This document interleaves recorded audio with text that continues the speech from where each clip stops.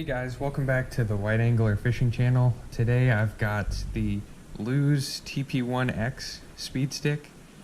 This is a new 2020 version of the TP1 Speed Stick from Lew's. Gonna do a quick tabletop review today to give some feedback. I've had it for about a month, done some fishing with it, caught some fish, so thought I'd give first impressions, let folks know any feedback. So I picked this rod up from Dick's Sporting Goods. They actually had 3 in stock in the store, and they're not available online yet. So I grabbed one to try out and see how I like, and I so far have been very pleased with this. I never had a TP1 speed stick, but I have a Lew's Carbon Fire that I bought as one of my first bait casting rods, and I've been really happy with that, so I wanted to try something from Lew's a little higher end. So far, I've been very pleased with this rod. First thing you notice is it's kind of this awesome white, pearly color. The white gets kind of dirty quickly, but I do really like a white bait casting rod for some reason. I think they just stand out. They're nice. But on to actual performance. I picked this up in the, it's kind of hard to read, but it's the 7-foot 2-inch medium heavy fast action version. That was the only one they had in store, and that's really what I was after. I like to fish with 7 to 7'3" medium heavy rods, mostly just for general purpose, and this one does even say multi-purpose on it. I cut off the tag, but I forgot to cut off this little plastic part down here, but it hasn't been getting in the way. But you can see that it does have the Winn grips, like a lot of the Lew's rods are doing now, and I really enjoy fishing with these. The carbon fiber has a Winn grip. This one has a nice gray Winn grip. I like the darker colored Winn grips because they don't show dirt as much, so even though the white rod's going to get dirty, it should have a nice looking grip for a while. And then there is also Winn grips on the butt section. It's this nice kind of cone, oblong shaped butt section, and that's comfortable to hold on to when you're casting. You got a hook keeper down here. I think it's fine. I don't typically use the standard hook keepers. I put these Fuji easy keepers on all my rods. They're like a couple bucks, and very happy with those. Back to the rod, the reel seat, it's kind of the standard Lew's reel seat, plastic. It's held up fine. I've caught a lot of fish on the carbon fiber and a few fish on this one now, and it's fine. I don't know if it's the tightest or most secure reel seat system, but it does its job. I think it's fine. It's not bad.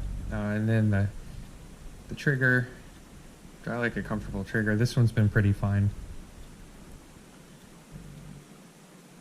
It's a couple shots. And then you can also see here it says HM40. That is the HM40 graphite that the rod blank uses. To my knowledge, that's higher than the IM7, IM8, and this may be equivalent to an IM9 rated rod, or it's the same as an IM9, or it's one step up. But so you're getting above the IM8, which I think the Lew's Mach series or the Mach 2 series use, and I have noticed a difference in sensitivity. This is definitely a very sensitive rod. For a medium heavy, it is pretty stiff.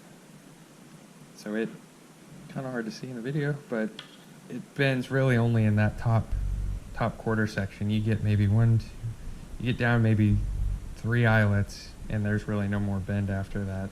Kind of hard to see, but and then back to sensitivity. I would say it's a sensitive rod. I've been fishing a lot of jigs and Texas rigs and stuff with this, which is one of my favorite types of fishing, and it's been very nice. I like the length, 7'2".